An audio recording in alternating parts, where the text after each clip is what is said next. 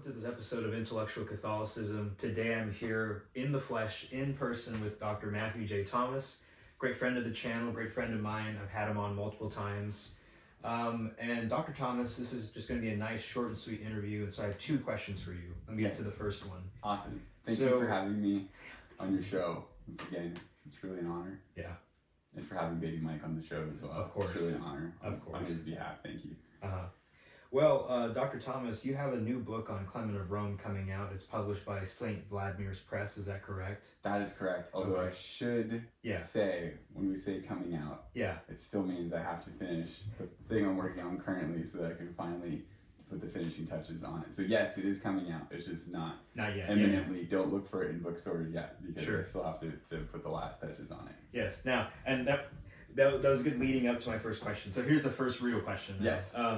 So could you just tell us a little bit about the book that you're doing and new translation, commentary? I mean, what's all going to be packaged into this? Yeah. So I just have a huge love for Saint Clement and for what you find in First Clement, and then also Second Clement as well.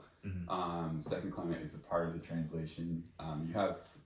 You have different views on whether or not Second Clement actually comes from Clement himself, and those aren't just not just like a modern idea. If you go back to the early fathers, there's discussion as far as does Second Clement also come from Clement of Rome. But what we do find is that within the manuscript tradition, the two writings are always together, and there's clearly a relationship between them, and that Second Clement it almost seems like it's putting into a different kind of form a lot of the content that one finds in First Clement. And so they're both writings which for me have had a real impact in my life and in my faith and things that I've just found that I've referred back to over and over and over throughout the years.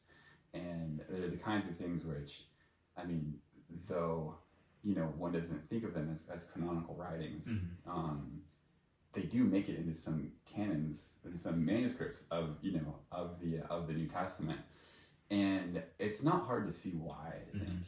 I think when you spend time with them, it's really easy to see why they're so valued in the early church. And so I think it's kind of one of those, in a sense, lesser known ecumenical treasures as far as like going back to the earliest period of the church from somebody who was a disciple of the apostles, and writings that were just so highly valued by everyone in the church in that early period, but which most folks contemporary Protestant, Catholic, Orthodox haven't necessarily had a chance to encounter firsthand. And so it is with St. Vladimir's, which he does the popular patristic series, which is incredible.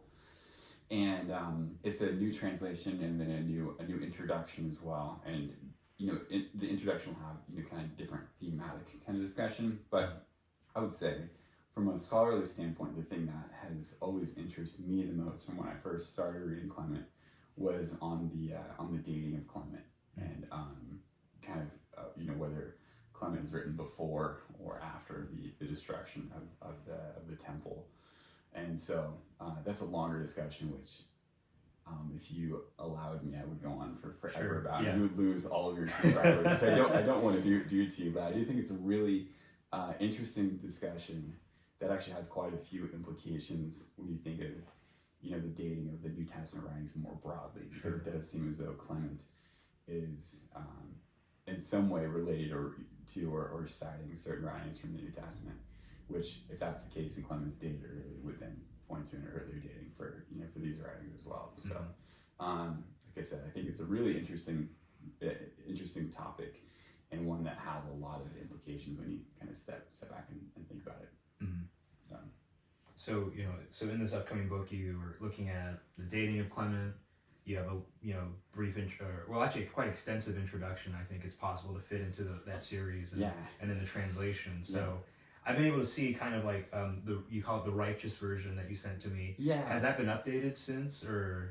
So what I have a chance to do is whenever I teach patristics, I'm able to go back through the translations of First and Second Clement and continue each time just to refine the translation and see if there's anything that, as I go through it, I think that there's maybe a bit smoother of a way to put this.